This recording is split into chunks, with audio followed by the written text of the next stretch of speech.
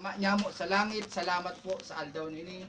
We glorify your name, we praise you sa pinakamataas na parangal, Panginoon. Pagpalain mo po ang mga talata mo, ang mga salita mo, at kasihan mo po ang inyong lingkod upang maibahagi ang salita mo, Panginoon, sa lahat ng mga anak mo. Pagpalain mo, Panginoon, ang kanilang buhay, bukasan mo ang kanilang puso't isipan upang makadinig, ma-absorb, Panginoon, ang salita mo at maisapamuhay po namin ito, Panginoon. Pagpalain mo pala, ngayon pa lang, Panginoon, ang mga tatanggap nito. Ito po ang aming dalangin sa pangalan ng Panginoong Isus. Ang lahat ay magsabi, Amen. Tayo po ay makakaupo na. So, muli, nasa series tayo. Nasa series tayo at ngayon ang katapusan ng ating series. 7 linggo, dinefine o pinaliwanag natin ang iba't ibang kahulugan bakit kailangan ng church. 7 picture, 7 larawan ng church o simbahan. So, uli, ang simbahan ay hindi building, bagkos ito ay mga believers of Christ. Tayo ay mga mananampalataya. Kabilang tayo sa mananampalataya. So, yan, mananampalataya ng ating Panginoon. Ang tawag sa iyo ay church. Pakita po sa katalyo, sabi, ikaw ay church. Bahagi ng church. So, ang title natin ngayon ay, ito na, pinakalas, itong walang check. Christ body on earth. Katawan ni Kristo dito sa lupa. Therefore, ikaw ay katawan ni Kristo dito sa lupa. May tatlong pinakamatinding inalagay ang Panginoon sa buong daigdig. Tatlong bagay na in-establish o itinayo ng ating Panginoon. Number 1, government, gobyerno, lalong-lalo na ang kaharian ng Diyos. Pangalawa, pamilya. At ang pinakamatindi sa lahat ay yung tinatawag na body of the church o body of Christ, which is the church. Itong church na ito, mula noon hanggang sa kasalukuyan, tayo po ay kabahagi ng tinatawag na church. Tayo ay kabahagi ng magdadala ng mensahe tungkol sa kabutihan ng Diyos, lalong-lalo na tungkol sa ating Panginoong Jesucristo. So, ngayon pa lang, hindi ka basta-basta pipitsugin. Hindi pa sabihin yun, dahil ikaw ay parte ng katawan ng Panginoong Hesus. So kung babasahin po natin dito ang talata na ito, isang punto ang una kong puntuhan. Bakit sinabi sa mga talatang ating tinutuluhan o title ay Christ body on earth? Number 1, dahil number 1B, binubuo ng isang katawan ngunit iba't ibang bahagi. So, ang church ay binubuo ng isang katawan, ngunit may iba't ibang bahagi, parte. So, ang itong pong Korintong ito, medyo nag-aaway ang mga bagong mananampalataya. Bakit? Nagkakaroon sila ng pagkabahabahagi sa lugar ng Korinto. Ito itinayo ni Apostol Pablo, ngunit ang may akda nito ang ating Panginoon. Nagkaroon ng division, kumbaga. Sabi na, kumbaga, ako nga kay Apollo, ako nga kay Pedro, ako nga kay Pablo, may nagsabing ako kay Kristo. So, pinaliwanag ni Apostol Pablo na tayong po lahat ay bahagi ng tinatawag na body of Christ. Universal body of Christ. May tinatawag naman local church. May universal church. Pag sinabing universal church, kahit anong pangalan o denominasyon, basta kasama siya sa basta siya ay parte ng mananampalataya ng ating Panginoon, ang tawag diyan ay body of Christ pa rin. Universal church. Tayo ay bahagi ng universal church.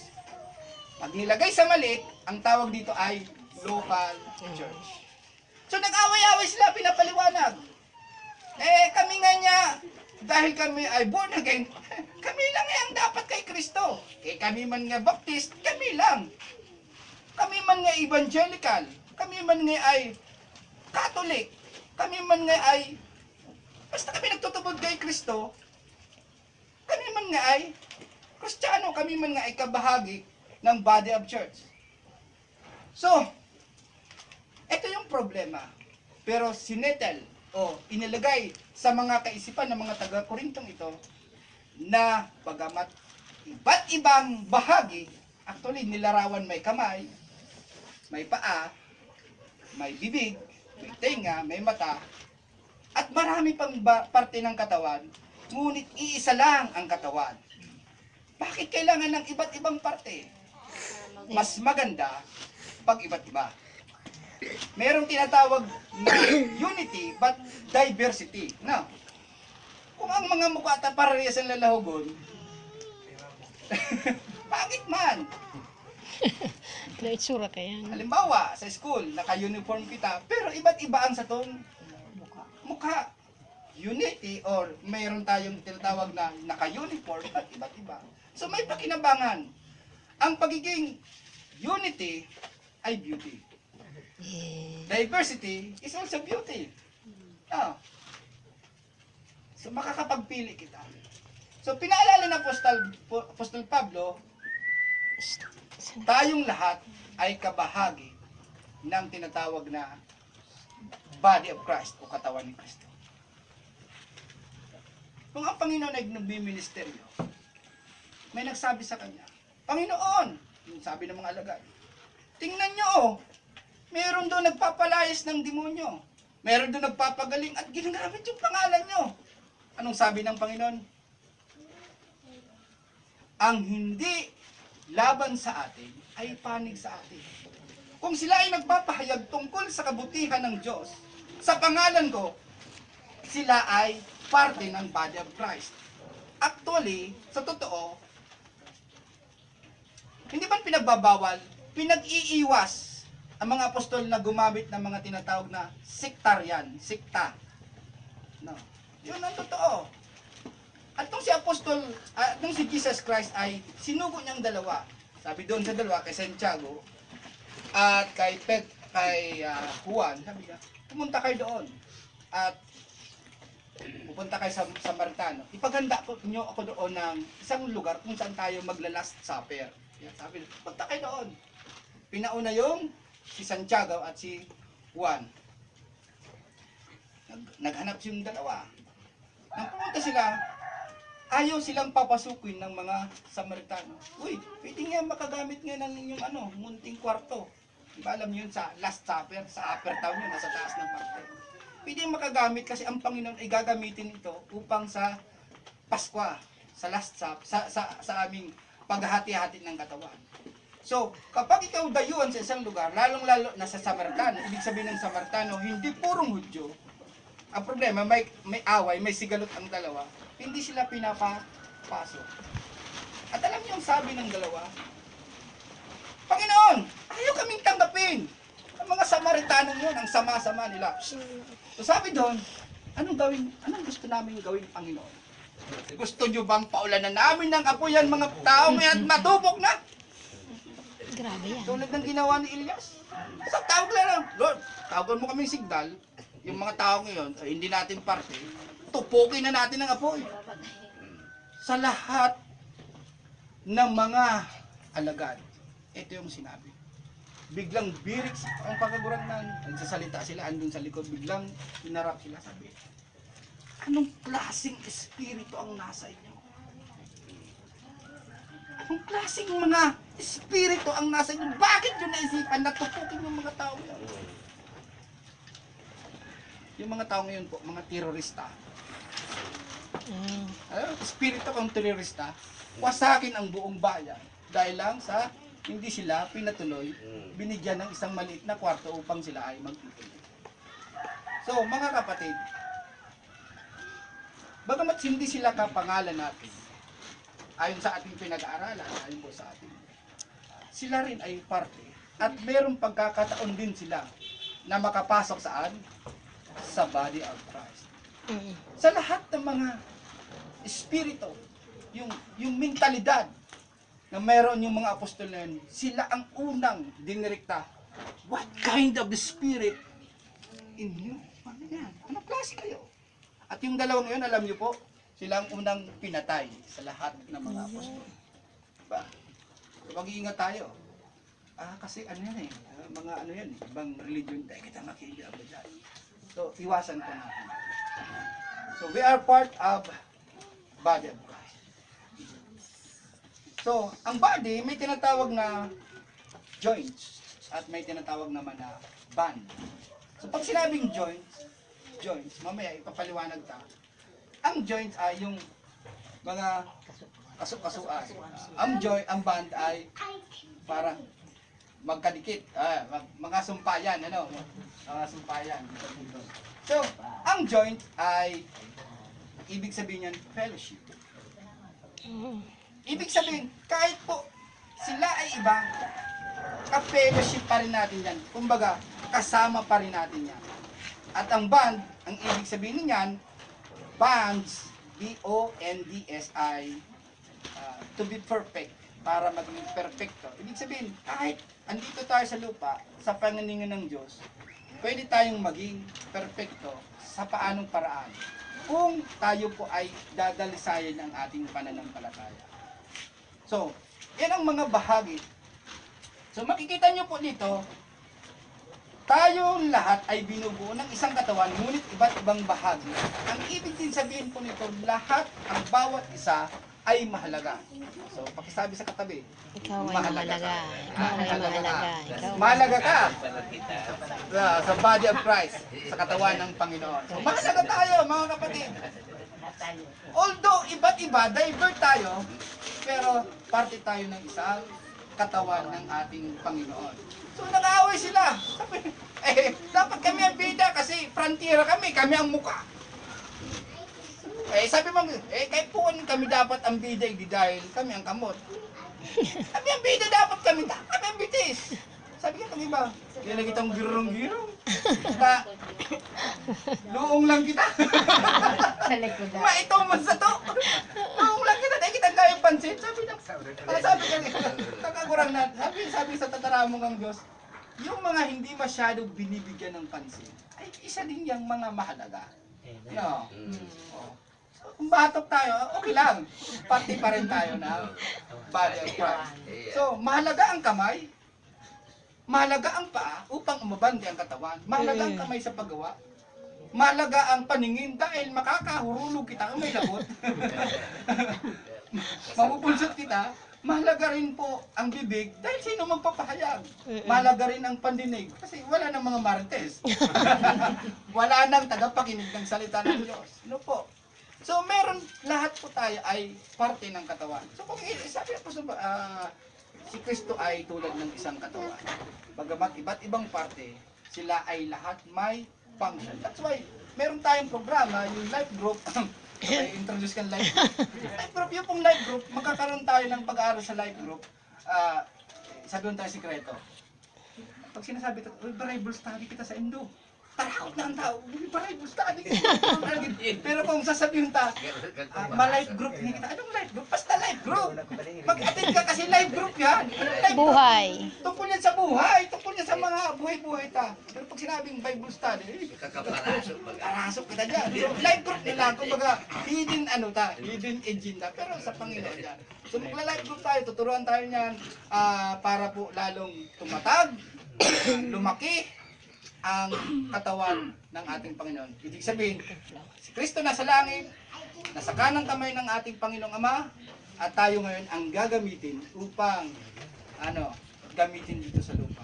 So, sa pamamagitan ng life group, sa mga Bible study, yun po, dun hahanapin din natin yung mga tinatawag natin wala pa sa body of Christ. Wala pa sa body of Christ. Alam po, ito pinag-aaralan natin, ito po. God's garden, ibig sabihin, gardener, God's school, meron dyan, school, teacher, meron mga estudyante. God's house, may tatay, may nanay. Alam niyo po, itong mga tinatawag nating church, andyan lang sila sa palibot. Andyan lang sila sa palibot. Sila yung mga taong yumaman na. Sa feeling. Sila yung mga yumaman na, nahanap na yung tagumpay sa mundong ito, pero meron pa rin kulang. At meron parang burden, may bigat. Something is missing. Merong hinahanap ako. Alam mo, mas mahal ng Panginoon yung mga worker, mga hard worker. Ayaw ni Lord ng tamad. Kaya sila yung hinahanap. Minsan nararaya na nga kami Bible study. Minsan nag-abot na kami sa conclusion.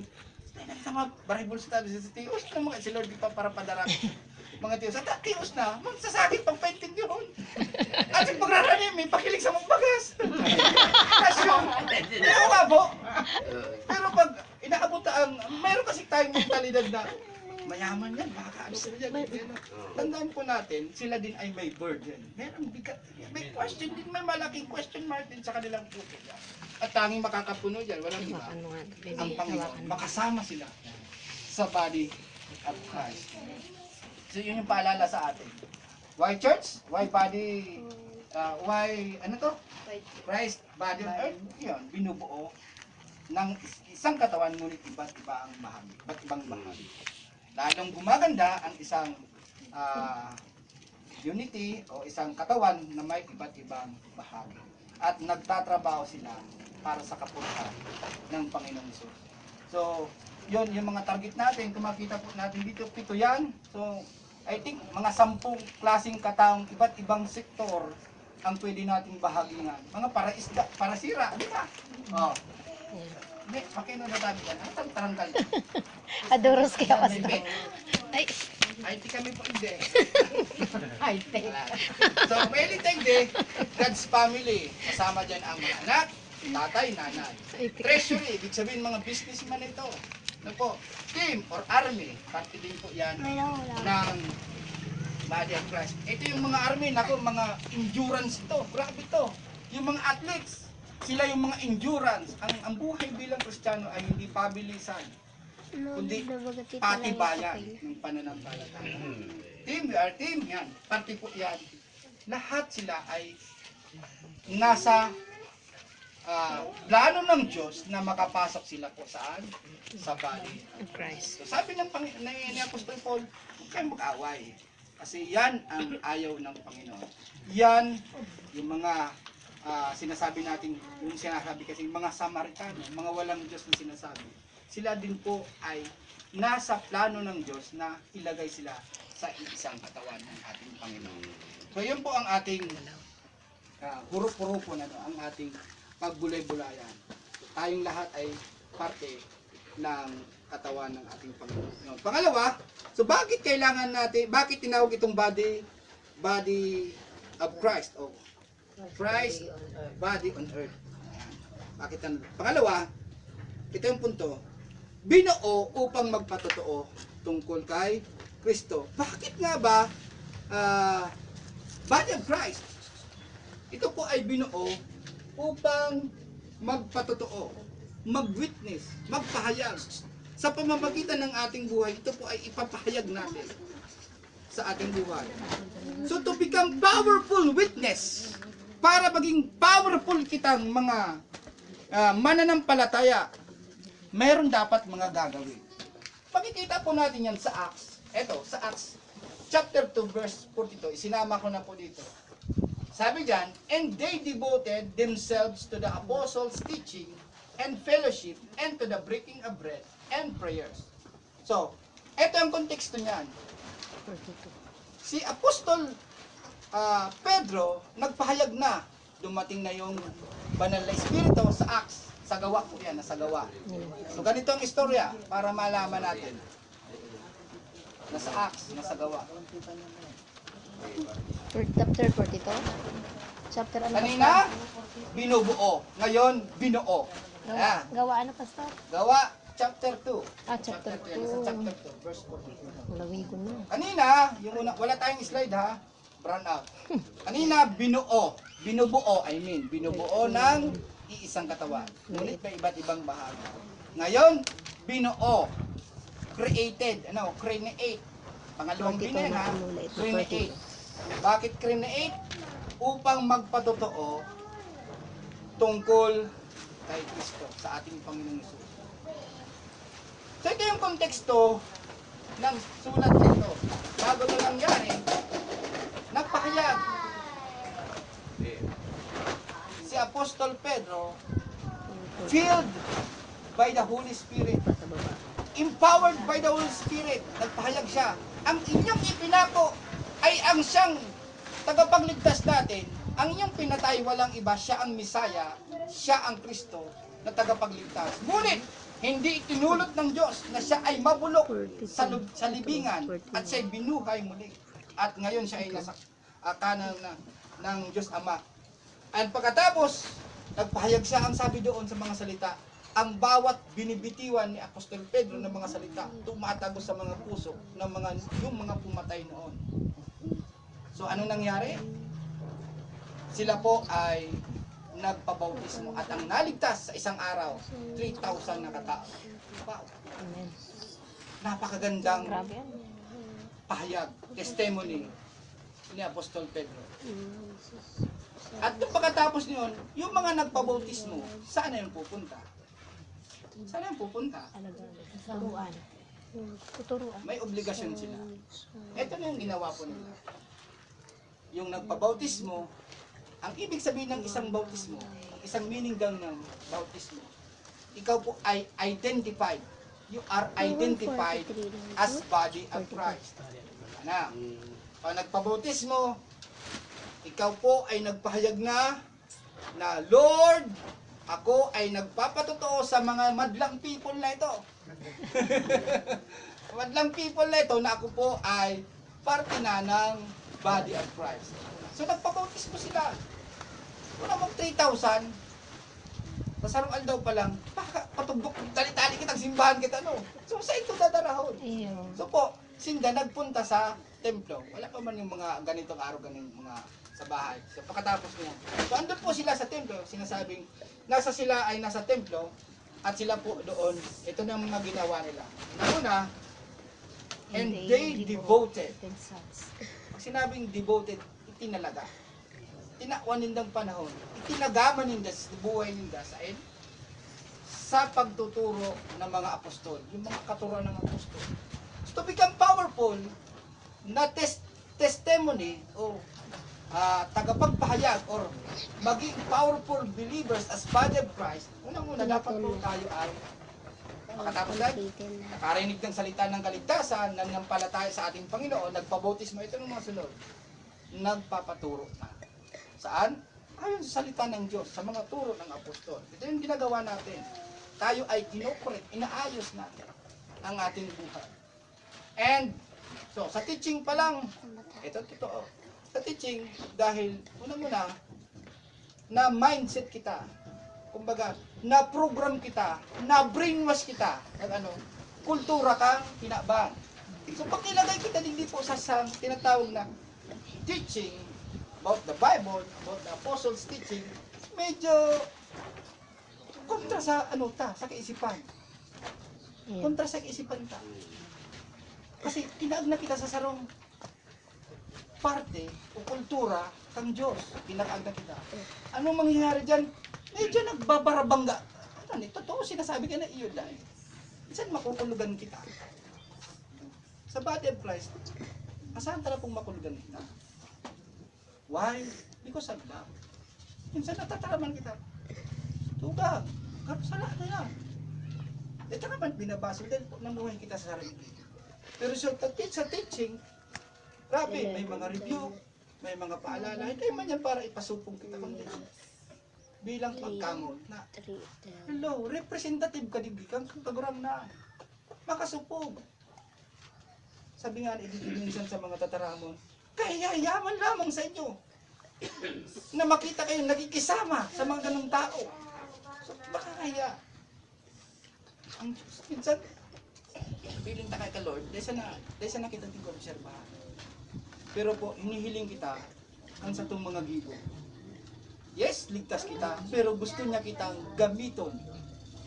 Bago lang kitang ikaagligdi sa likod, o bago lang kitang kagon bilang kuko, na pag naglalaba-laba na, papalason, kundi gabiton kitang kamay para abutin din ang ibang tao na magitayong daluyan ng pagpapala ng kaligtasan din para sa iyo. So may mga teaching po dito kita, minsan mapupulgan, lalong-lalo na pag si pastor, empower, ay nako! Gusto ko ngayon, ano mo yan? Magwala, ay magto pala. Pero gusto ko mo yan magsabi talaga. Pero gawa ko yan para po ipasupo, kundi to correct them. No. Minsan, inaayos kita. Oh. Dati, pa nagsusulat kitang bado, hiriling ang kiskista. Magtaga ano man, magtaga patos-patos.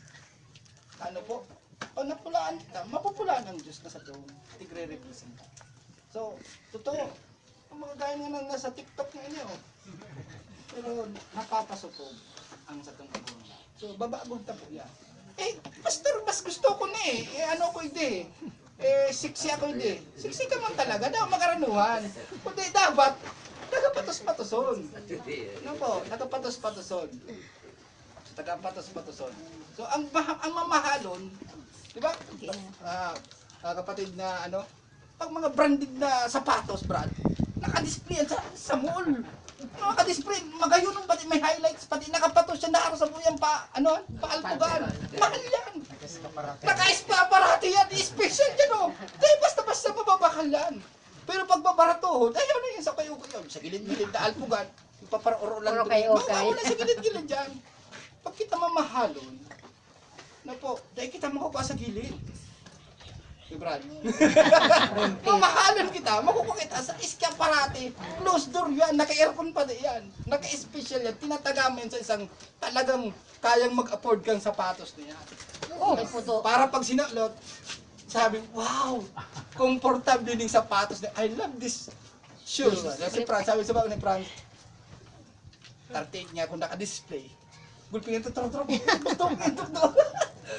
Dahil siya naagom, ano, pinagpipray niya, Lord, itong magpili sa, ito talagang karapat dapat, na pag nagsulot kang sapatos kong ini, no, masabi, talagang feeling ko, nasa langit ako Jordan Barlocks, wala ko. Karo ganyan. So, kasi kidding aside po, ang punto ko ay, ingatan natin ang ating sarili. Magpapaturo tayo kasi para din po yan sa ating kapakanan. Yes? Minsan nga nasusubok ko ito, may mga tatay, may mga church ito.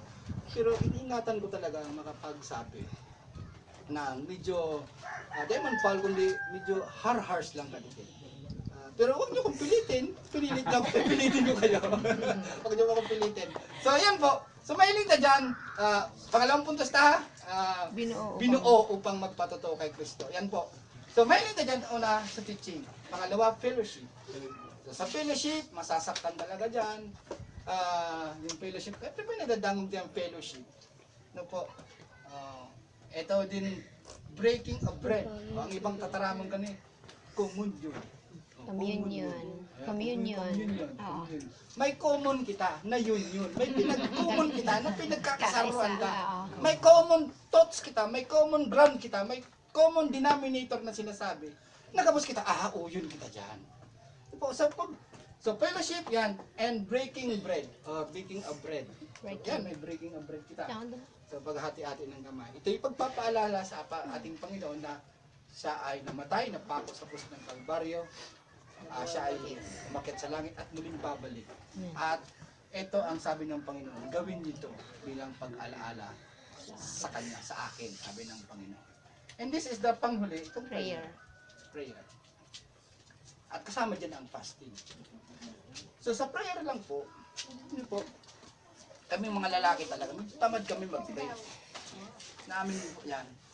Pero kung isiseryoso taning prayer ninyo, nang ko nahiling, na ang kapangyarihan kang Diyos, dahil mo kayang sukatan. True prayer lang. Ang totoong labanan po, mayo sa sa kururawan, mayo sa parangkahan, mayo bako yan. Sa tararaman po. Kundi, ang totoong labanan, nasa tuhod. Lord, taas ang kamay.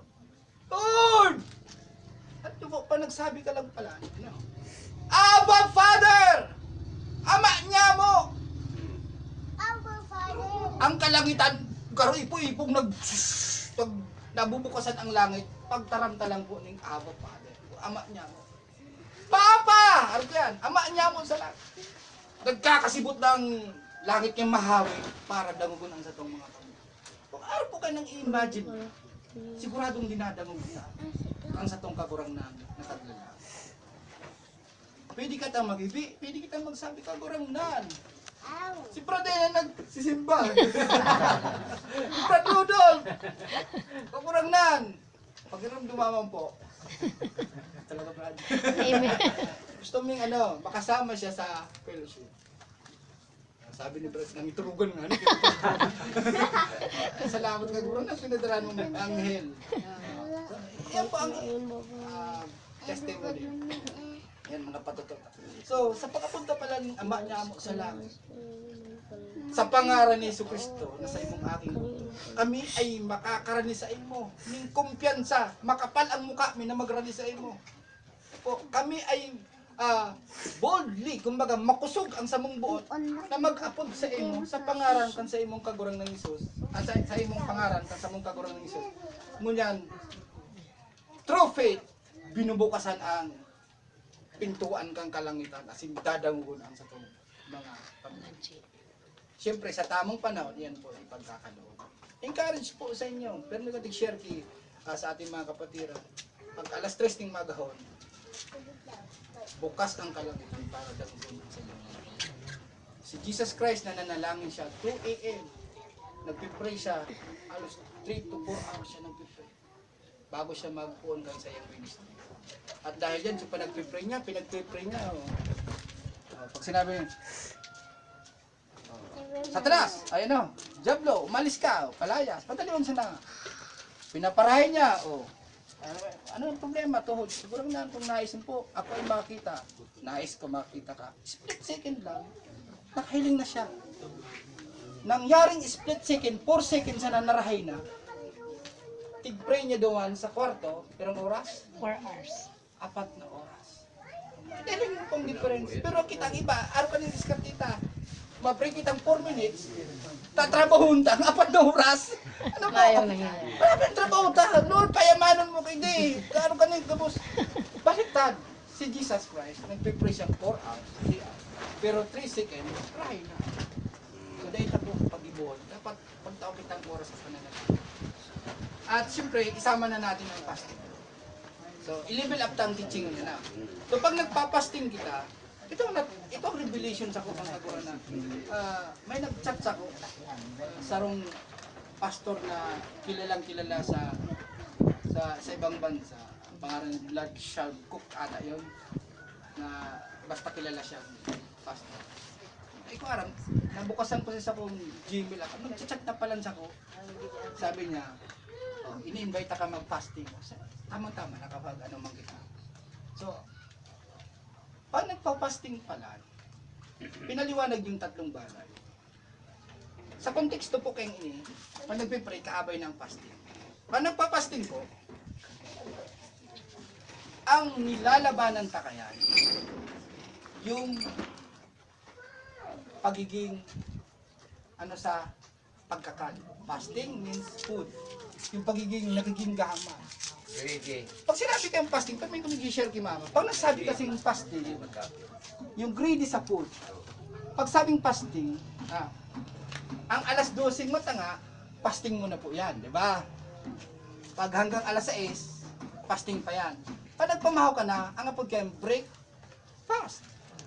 Big break mo na si sa imong pag-fasting, tama? Ayan. Break fast. So kung sabihin, puon ka itong alas 12, hanggang sa maagahon ka, turog na, ano? Ano po? Big break mo na si fasting. So pag nagpa-fasting, alas 12 hanggang alas 6, nagsasabi ang mga eksperto na nagre-repair ang sa tong hawak. Nagre-repair yung mga cellula, yung mga damaged na organ, nagre-repair sila. Kailan yan nangyari? Natutulog. Nagpa-fasting. Di ba? Nagpa-fasting. So pag nag-fasting pa lang kita, pinapahingaluan ng hawak ka, siring man, tigre-repair niya. Pag inibot na yan ng perang aldaw, ano ba? Makakan lang ako ngayong banggi. Aga dahil na ako makakan. Dahil na ngayon ako makakan, mas kape, mainom ng kape, mapapahingaluan ka sa kape. Mapapahingaloan ka sa kadakol na maluto. Pero nang kilo pati niya. Maganak ka na perming karning manok. Tipid na pala. Duwang snack. Duwang pagkakan may snack pa. Nagkukurog-kurog mo tulak. Sabi ko, magagana ko. Sabi ko, nagpapahingalo actually ang hawak mo. Nagpapahingalo. Nag-repair siya. Pagiling. So, sabi ni Franz, nakaaging aldaw. Ang batang nga mo. Kasi si Pedro ko pa lang. Sabihin pa lang. Sabi ko, ang napaparang itong mga bulok na napagkakandyan, na dahil natunaw, ito ang kinakakanak ng mga asido, tanganing mahali po ito sa tulak, nganing malinig, na maray. Pati nga si Franz, ang pasik pa lang iyo. Parang kape. Nawara na. Sabi na, ang daw Ayun, lang po nawala yan. talaga. Tapos, ang totoo ha, sa 2 days ko, tapos nag 5 days naman, tapos nag 7 days, ang pagdango ko, bumubog na sa balyo. Ang pagdango ko muna, garong malawa ako na yung matinis na busis, nadadamo ko, garong maliwanago na po ang pagdango ko. Tapos ang pagiling ko, dati nagduduble, ngunyan, nasaro na sana. Nag-aayos na. Bakit sabihin po, sa fasting, prayer and fasting, sasabayan natin yan, tumatatag ang ating spiritual na ugnayan sa Diyos, plus, nare-repair pa ang hawak na. Kaya lang, siyempre, mag-grow mo dyan. Kasi pag una kayo, may kakanin na naman, nagre-ready siya. Ngunyan nga pagultuhan malamang, Sarap. ang panira kaya kaning maabot. Pork chop. I-ready ko na.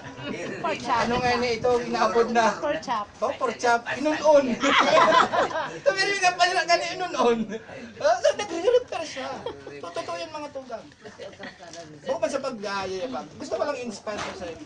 Kasi nga mo, halos 17 days. Nakaabot pa sa Nakabot pa ulit, Manila. handaan kasi magsisirang Sira. pagkaano. Pero alam niyo po, napakaganda. Nagiging matalas ang isip. Nagiging mas dako ng rilingawan sa kanta lang. Talagang rilingawan talaga. Mas nagiging focus ka sa Panginoon, may dakol kang oras at nakakapag pray ka ng halawin. At sa totoo po, clean ang buong katawan. Nagiging strong ka pati kasi nga nakapag-repair siya, nakapagpahinga.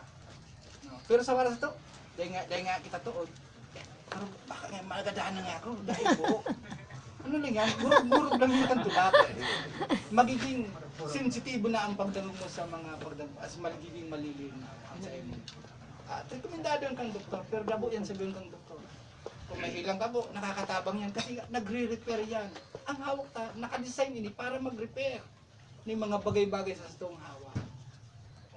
Halimbawa, ano ka na, itong inabot na medyo harani ka ng diabetes, magiging diabetic ka na, nakakatabang yan para turnawon si mga, mga sugar, kasi anong tig-intake na pagkakain. Tubig lang, okay na yan, tubig lang. Tubig lang, dahil mo na mag-juice, dahil mo na mag-kape, tubig lang. Mas makakakain ka na naman. Basta alas 5, pwede ka na magkakain. O pag alas 12, stop na naman. Pero may Maaga ka na naman. Depende po sa patrudan. Dahil nagpapasimula ka lang, pwede mong i-training day ka muna magpamahaw. Nagpapamahaw ka, dahil ka nagpapamahaw. Makulog sa payaw, di ba? Makulog sa tulak. Medyo tapos nagtatarkig-takig. Gawin yan, kasi itong mga toxic sa hawak na nagluluwas ito. nag-ano. Makakatipid kang dakunaon sa doktor. Akala ko sa bagay. Magas, panira, sa kasol, sa pamasahe. Makakatipid ka. Pero may word- Hindi ka po mga ganun. May word of God siya. May word of God, siyempre sasabayan mo. So Prayer. kung mag-fasting, magpasabi po ta, ipag-pray po Igi-pray mo. ang tabayanan. Kasi pag nagpa-fasting ka rin, harani ang tukso. Bibisita ka kang Diablo. Bibisita ka. Ano mo na yan? Sira, may pasaya. Pag nag-fasting din kami ni Franz, nag-ulay na no X at all. Araw na din yan. No X kita ha, okay. 15 days, start kita dyan. Yung gusto ko makapag-focus na yan. So yan po ang ginagawa. Ito yung powerful testimony sa ating Panginoon. So you have to pray and Pray. dahil na kita nakapag-fasting at bilang pastor, dahil po sa kasi si Jesus Christ nag-fasting 40 days and 40 nights. Pinag-fast niya itong mga bago siya magpili ng mga alagad. Ano po, napansin niyo ito? Bago siya nagpili ng mga alagad, pinag-fast niya na. Kung sabihin, yung kasama niya, si Brad, karoon nang hina si Brad, ipagpapast kasi ba, pagpapasting ko para to sa iyo. So pwede yan. Sacrifice as love. Sacrifice sa saya. And then, Brad, turo, siraan to. Pero kung pinakapon niya. So, pero pinakapon sa ko. Totoo yan. Ayan po. So, nawa maging inspirasyon yan sa tao. Kailan magkakaroon tayo din ng pagkita na magka-organizing church sa Sapo. Naka-ready naman siya. Pero we have to prepare our body. Natanggapin ang mga salita. So yan. Teaching, fellowship, breaking of bread, and prayers, fasting sa kasama ng eternity. So, binuo upang magpatotoo kay Kristo. So, kung ito po, dadaan tayo dito sa proseso, little by little, paunti-unti, magiging tayong witness, magiging tayong body, parte ng body of Christ. Malay mo, ano ka pala, kamay ka pala ng Panginoon, nakakatulong ka sa iba. Ikaw pala ay tagahayo, paa. Ikaw pala ay tagapaknig. Ikaw pala ay, ano pa, Sa mata. liig kasi. Ay, pinakamayaman, liig. May mga pintas. So, let arak, ano po. So, yan ang punto ko dyan. So, pangtulong. Yan, pangtulong. Ang pagtulutang puntos is, bubuhayin upang makasama niya. Babalik tayo sa talata. Sa 2 Timothy chapter 2, verse 11. Tulong talata. This is the good news sa mga mananampalataya ng ating Panginoon. Ano ba yung good news? Ito po ang katotohanan sa body of Christ. Ito po ang katotohanan kung bakit ginawang katawan ni Kristo yung sinasabi nating simbahan. Sabi dyan sa verse 11, dito, totoo ang kasabahang ito. Kung tayo'y namatay na kasama ni Kristo, mabubuhay din tayong kasama niya. Sabi doon, kung tayo'y namatay kasama ni Kristo, tayo ay bubuhay din kasama niya. Makikita niyo po, may promise tayo ng Panginoon. If we are in Christ, kung tinanggap natin ang Panginoon, kapo, at tayo ay totoong bahagi ng tinatawag na body of Christ, mamatay man tayo, meron siyang obligasyon. Ito ba sabihin obligasyon? Obligado siya na buhayin tayong muli ng ating Diyos. Garanti yan eh. Bako paning imbento. At sabi pa dyan, ito pa, kung tayo'y nagtiis ng hirap sa mundong ito, anong klaseng tios? Lilinawon ta, may mga nagtitios dahil sa katamaran.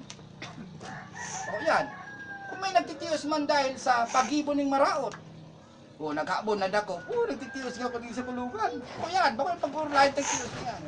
Kundi itong sinasabi tang, yung pagtitiis ng hirap sa mundong ito, yung tinatawag nating pagtrabaho, pag-akay ng mga kapwa mananampalataya, pag-abot ng mga taong dapat ilagay saan yan? Sa body of Christ, sa church ng ating Panginoon. Kung tayo naghihirap, nagagastos, hindi, po. Kung kita nagtatrabaho para sa kaguranan, sabi dyan, kung tayo nagtiis ng hirap sa mundong ito, sabi dyan, maghahari din tayong, kapiling niya. Therefore, kung ang pagtiis natin dito, ay hindi para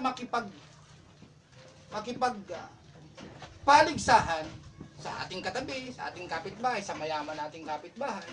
Naghirap kami tipid-tipid nga. Kasi mayaman na, kapatugtok na naman ng garahe, kabakal ng kutsi, dapat tiyos-tiyos kita.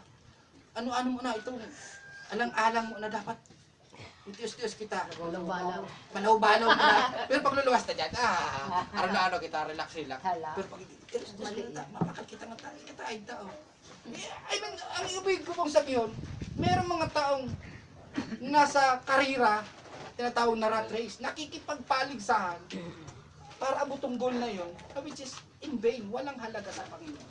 Pero ang sinasabi dito po ay yung pagtiis ng hirap sa mundong ito, maghahari. Ibig sabihin, bibigyan tayo ng karapatan ng ating Panginoon na makapiling siya. Din tayong kapiling niya. At ito yung babala. Kapag itinakwil natin siya, itatakwil rin niya tayo. Ito yung pinakamatindi. Diba may nakadaralan na po kamo sa YouTube. Sabi nyo, tanggapin mo ang Panginoong Kristo. Sabi ko itong sarong singer na sikat-sikat, I don't need your Jesus. nagpe-perform, biglang nabuhat. Nagadaling buhat. Itong sarong rakista na matibayan magpatugtog gitara, sir, tanggapin mo ang ating Panginoon. Siya ang magliligtas sa iyo. Eh, adik-adik sa ano, sa mga guys, sa mga droga. Ay, sabi na, ano ka rin ginibo? Kung ang sigarilyo, good hot, sabi na, for you Jesus. Asulat sa imo, tama na yan. Alam mo, namatay iyon, cancer sa baga. At sabi dyan, yung kamatay niya, pagkakamatay niya, yung tinatawag horrible, yung ginamit na word. Yung horrible, Horrible. Nakakatakot. kilabot, worst. Na namatikandagan niya bago siya namatay, bago siya namatay. Grabe. So marami nang tinanggi ang ating Panginoon. Sabi dito, kung itatakwil natin siya, itatakwil rin niya tayo. So, sa lahat ng ating gawin, yan po ang hindi dapat natin gawin. Huwag natin siyang takwil. At sabi pa dyan, di ba? 13. Kung tayo man ay hindi tapat, wow, napakaganda. Siya ay mananatiling tapat rin sa atin. Maski nagbarabaralintong ang buhay ta, nagikuwas man kita makasunod sa kanura na nakagibo man kitang bakong magagayon dahil kita naging tapat. Sabi dyan, kung tayo naging tapat, tapat pa rin siya sapagkat, ito na, pinaka-last verse, sapagkat hindi niyang maaring itakwil ang kanyang sarili. Anong kung sabihin? Eh kung siya kamot, kung kita kamot niya, nakadukot kita sa iya, hindi niya pwede, oy, walad ka kamot ko. Magpapalangit ako, di ba pwede? Tawa ko kulang kita, o koko, walat ka dito, hindi pwede. Kita ka. O, liog, o, ano pa? O, baski uban na sa nakita, tamit ka. Ay, pwede walat uban ta ka, parte ka kasi hawak. Ano? So pag ako naglarga, nalargaman ka mo, nawawang punto. Sabi niya hindi, magandang salita nito. Sapagkat hindi niya maaring itakwil ang kanyang sarili. Wow, sariling ano, sariling katawan. Magandang salita. Mga kapatid, ang church nito ay magdadalawang taon pa lang actually. Halos kulang-kulang 2 taon pa lang. Papasimula lang. Pero pinapaalalahanan tayo ng Panginoon na tayo po ay magtiyaga. Sa paghihirap, siguradong tayo makakasama. At bibigyan tayo ng Panginoon ng isang paghahari, karapatan na maghari kasama niya. Ibig sabihin, ito ang plano ng Diyos. Paguna kayo ng ibang denominasyon, mapasiriring kita sa langit. Ito lang totoo. Paguna, mapasiriring kita sa langit. Hindi kita mapasiriring sa langit. Ang langit, bas stop lang yan. Ano lang po yan? Ito lang yan, temporaring destination. Ang plano ng Diyos, makrear ng panibagong mundo na ng kamatayan, ng sakit, ng pagluha. Sabi doon, kung tayo ay nagtiis ng hirap, maghahari. Saan? Buot sabihin, maaring pag nagparatrabaho si Brad Rudolph Duman, maaring si Brad Duman kapitan, maaring mayor sa Duman. Parte na siya kang, pag ano yan? Pag maniobra kang bagong kinaban niya. Inanda ito totoo, nasa Bible niya. Ang langit, destinasyon talan. Yaw kita sa langit, nag-ubak-ubak kitang ubas Duman. Pangaliban nga matapos kang mundong eh. Stop mo na ka mo dyan. Habang tighalata ang pinaka main event kang kinaban nila. So, yan kita naman, relax. Baka tigmamaramasahe kita naman kang mga anghel, ano po. Temporary lang, pero meron plano sa ating Diyos. Which is the new heaven. Ito yung dinisenyo ng Diyos. Siya ang naglikha. Talagang swak na swak sa ating buhay, sa atin. At ang ating katawan po doon, wala nang sakit, wala nang paghirap, wala nang kamatayan. Lahat ay bago na. Lahat ay bago na. Tayo ay kasamang maghahari ng ating Panginoon. Mga kapatid, I encourage you. Pero duduwa-duwa pa kita na bakit yan sa mga butterflies. Talaga taang buhay ka. Saya. Mag-ano kita? Bihira ko lang ni sabihin na. Pero masabi ako na. Yung mga bawat sentimo na ating tinatawag. Bako mga sentimo ha. Bawat ating kusang pagbibigay sa Panginoon. Yan ay may pupuntahan. Nakakarating yan sa mga taong dahil pa nakakilala. kagabi nakapag-Bibles tayo, dahil tayo, may isang kabataan na tumama. May isang kabataan na Bible studyhan natin. Meron pa tayo napupuntahan. So yan po mga anong iyan ay may mga gasolina, yan po napupuntahan. Dahil man yan ikakayaman. Dahil kita maghinayang kayan. Kasi po, sabi nga kita, ako talaga sa Dangla, sa lugar ng Dangla. Amo ko na talaga dumaan. Sabi ko, napo ko na tita. Mararayo na naman ako sa pamilya ko. Siguro na idagos mo yan. May mga body of Christ pa ako dumaan na dapat makalagman sa saan? Sa simbahan niya, sa iglesia niya, sa parte niya. So Lord, yun na naman kami. Sige, larga Lord. Pagkatapos ka itong pagdesisyon ako, actually nagtitiknik ako sa iyo. Tikataraman mo kung idagos ko. Pagkatapos po ka to, pagkatapos ka itong conference, salamat yung mga tinaraw po nindo. Nakabot kaming Manila dahil yung mga totoong sitwasyon duman. Amen. Magayon ang plano kang main word of hope.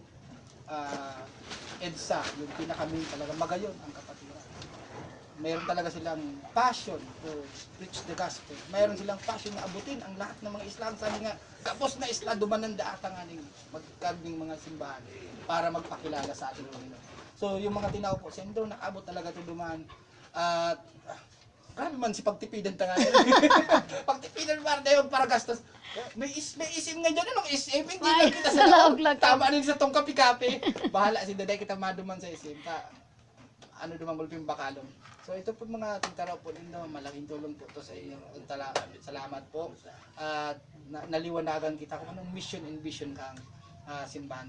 Dahil dyan, pagkatapos ka itong kinausap ko, ano ba, papadagusan mo na naman ko sa isla. Ano Lord, tuloy mo yan. At pagkatapos ka to, kausap ko si D.S. Meron pala siyang plano na puntahan yung mga Carchitorena, mga tao doon, ano po, may kapangyarihan ata mga tao doon. May mga anting ata ang tao doon, hindi ka itong islang ito, pero grabe, pero araw po may mga tinatawag, may mga believers din doon sa Jesus Christ. Sa community, imagine niyo po buong community maging mananampalataya ng ating Panginoon. Wow, what a transformation. Imagine niyo. At kayo ay naging bahagi doon sa isla pong yun na nagbigay po kayo ng kunting naging bahagi po kayo. Ito rin ang isang plano, ito rin ang pinagpipray ko sa lugar ng Maligaya. Lord, sa kapos pa naman Lord na papadara mo, ano itong binalik mo ko sa Sabang? Proud ang pagkatao ko, hindi ka gurang na. Makaming kayamanan. Sabi ni Lord, hamunin mo ako at maghintay ka lang. Kristo, nangyari din Si sa Kristo, kanya. siya ang gagawa ng para. So, pinagkakatiwalaan natin. Iyak ako nung iyak. So, Lord, ano ba talaga? Just, diretso. So, eto tayo. At alam ko po, di ko ni sulong laban, kasama po Body. doon. Kasama ka sa plano. At ang ating Panginoon natin, siya ang ating ulo, siya ang ating, pag sinabing ulo, siya ang nasa system niya lahat yan. Ano, siya ang nagko-command ng lahat ng partikang hawak. So pag siya nagutos, sabi, taas, ano ba rin bababa kita? Sabi ko, magtaas, taas man kita, ano po? So, kontrolado niya ang lahat ng bagay. So, dahil dyan mga kapatid, ito mga paalala na ito sa atin, alalahanin natin. Ang Diyos, ang una niyang bibigyan pagkakataon, ang una niyang kukunin pagdating na yung plano niya, ay yung nasa loob ng church. At hindi basta church, hindi basta BB church, kundi matured church. Bakit niya nilagay ito? Gusto kanyang maging matured sa pananampalataya. Paano magiging matured? Hindi na masyadong matampuhin. Hindi ako masukbang yan. Nagkaroon naman ako katong kapatiran. Kung doon ako pahilom-hilom no. Pati po yan. Kasi nasa church tayo. Masasabihan kita minsan, pero yan ay proseso din para tayo lumago. Walang perfectong church, walang perfectong tao dito sa mundo. Kahit ako, hindi ako perfect, pero isang ating perfecto, walang ibang ating Panginoon. Mga kapatid, pinagpala tayo sa kanyang mga salita.